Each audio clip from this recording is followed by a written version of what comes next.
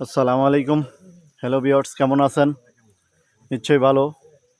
আর আমরা অনেকক্ষণ এই জিডিটাতে রেস্ট নিলাম।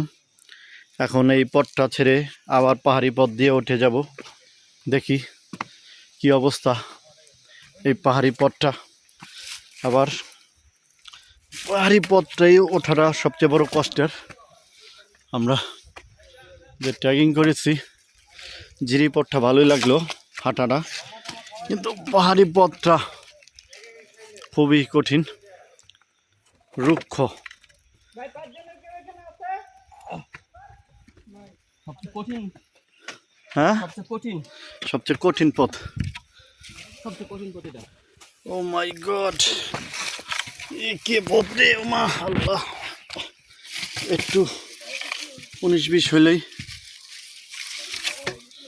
শেষ। প্রচণ্ড শক্তির প্রয়োজন।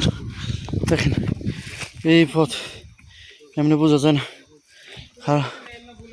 তারপর দেখেন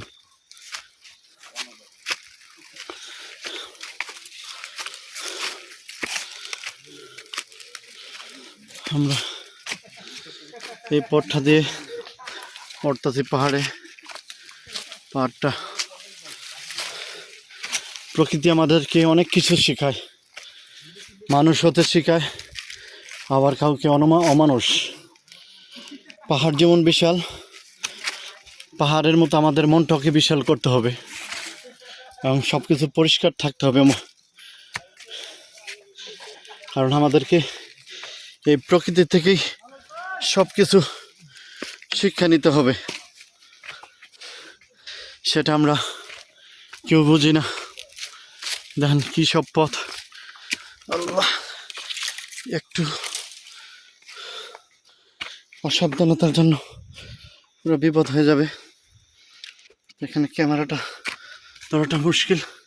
ভাই এদিকে নামতে হবে আবার।